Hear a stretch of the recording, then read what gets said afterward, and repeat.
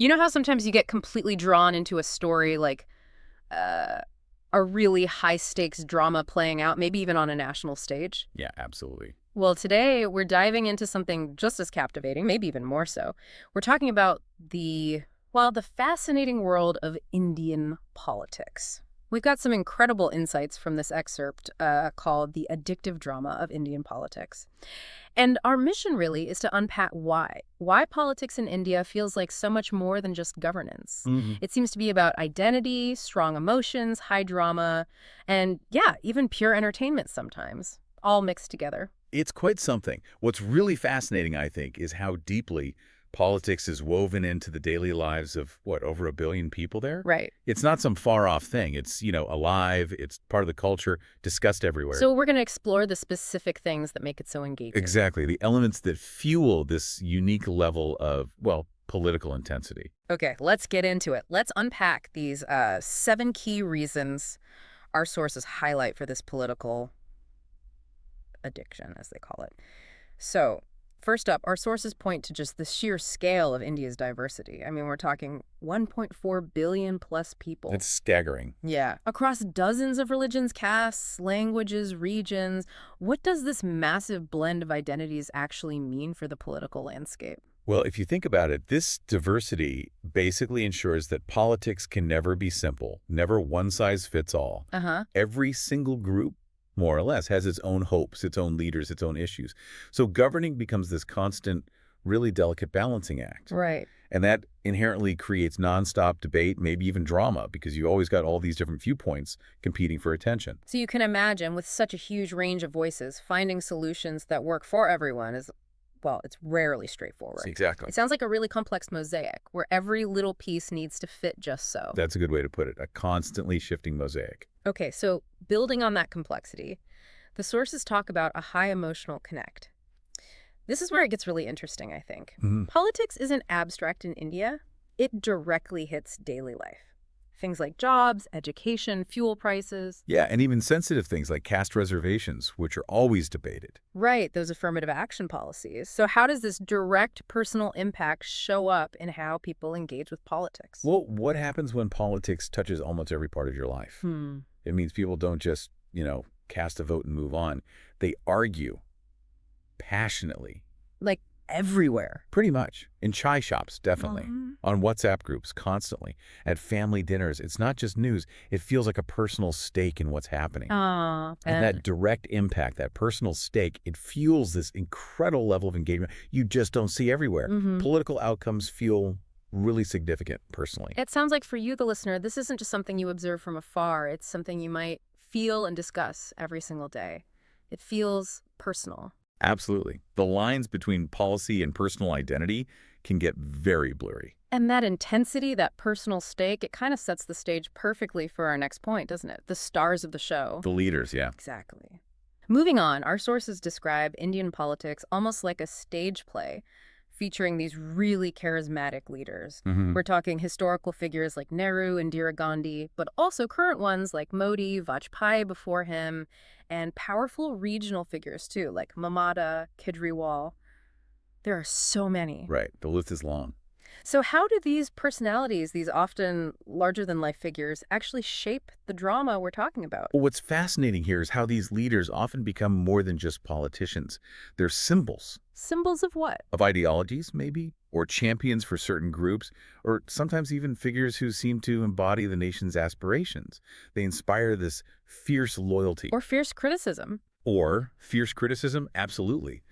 And their persona, their policies, they aren't just debated in newsrooms. They get woven into the whole national story, into pop culture, into everyday talk. So it adds a really human element to what could otherwise be dry policy discussions. Exactly. It's almost like following characters, sometimes beloved and sometimes controversial in this epic long-running saga. Their fortunes feel tied to the nation's fortunes. That really makes sense. It's less about abstract governance and more about the people embodying it and how they navigate this incredibly diverse country. Which brings us to the next point. The mix of old and new. Yeah, this fascinating blend. Our sources note that, in villages, voting might still happen along very traditional lines, caste, community. Often, yes. But then in the cities, people are fiercely debating GDP growth, technology, India's image on the world stage. What does this mix create politically? Well, connecting this to the bigger picture, this unique blend makes elections just incredibly unpredictable and, frankly, really fascinating to watch. How so? Because you've got these traditional influences, caste loyalty, community ties, still holding a lot of sway, especially in rural areas. Right. But at the same time, you have these very modern, sometimes progressive arguments about the economy, tech, global standing driving the conversation in urban centers. So it's like two different worlds coexisting. In a political sense, yes. Yeah. It creates this constantly shifting landscape where voters have really diverse motivations. A party might win somewhere by appealing to old loyalties and win elsewhere with a totally modern, future-focused message. Interesting. It keeps everyone guessing. No single story ever fully captures what's going on. So it means the electorate isn't uniform at all. It's like this tapestry woven with threads from different times, different outlooks. Precisely. Mm. Which makes every election this complex puzzle to figure out. And speaking of elections, wow, our sources really highlight the Indian election as the world's largest democratic exercise. But it's not just the size, is it? It's the drama, the sheer spectacle. Oh, absolutely. Campaigns are described like colorful festivals, rallies, slogans, nowadays memes, Bollywood-style jingles, unexpected scandals popping up. How does all that scale and spectacle feed into this political addiction? Well, think about it. When an election feels less like a civic duty and more like a huge national festival, what does that do? It pulls everyone in. Exactly. Yeah. Everyone gets involved, one way or another. Yeah. The vibrancy, the entertainment factor, the pure energy of it all, from huge street rallies to nonstop media coverage. It makes politics this immersive thing, not just something you read about. That spectacle captures the public imagination. People get caught up in the excitement, the competition. It blurs the line between being a citizen and being part of a cultural event. Yeah, I can see that. For you, our listener, watching the elections unfold probably feels like a major event in itself.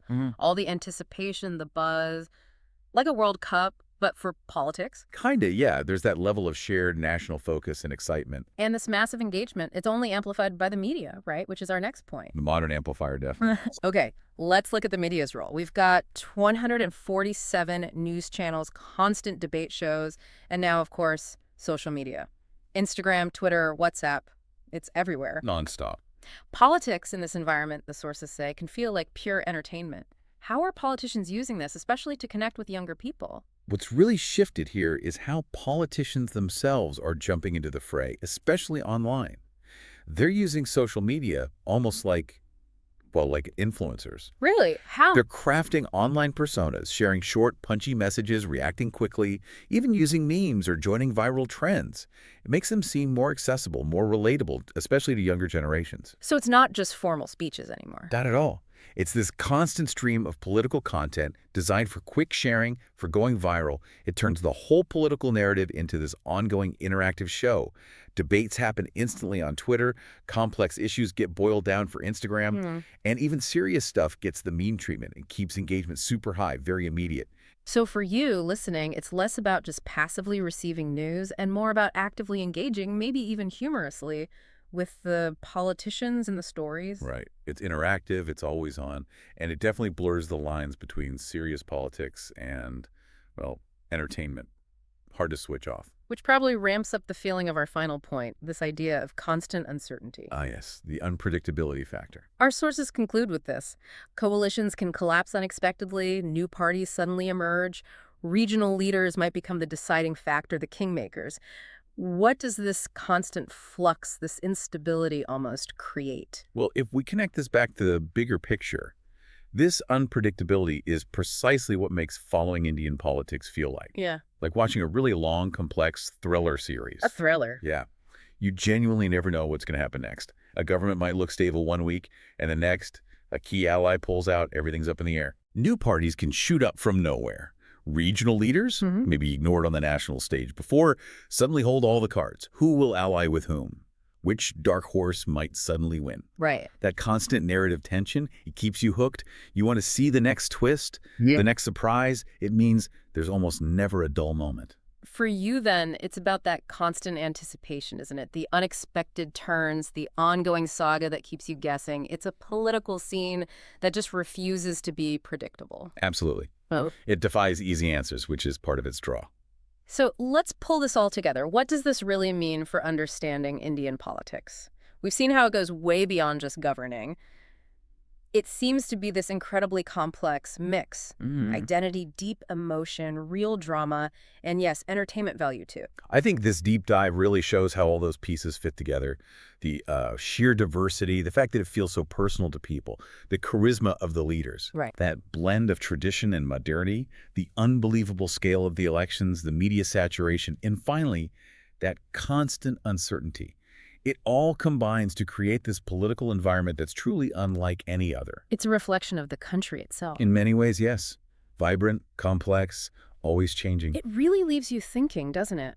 When politics becomes this addictive, this deeply engaging, almost all-consuming part of daily life for so many millions, how does that shape a nation? That's the big question. Yeah. Yeah. How does that fervent engagement shape its future, its identity, its place in the world? And maybe what can we learn about democracy itself when it gets lived so intensely, day in and day out? Powerful thoughts to consider. Definitely something for you to mull over.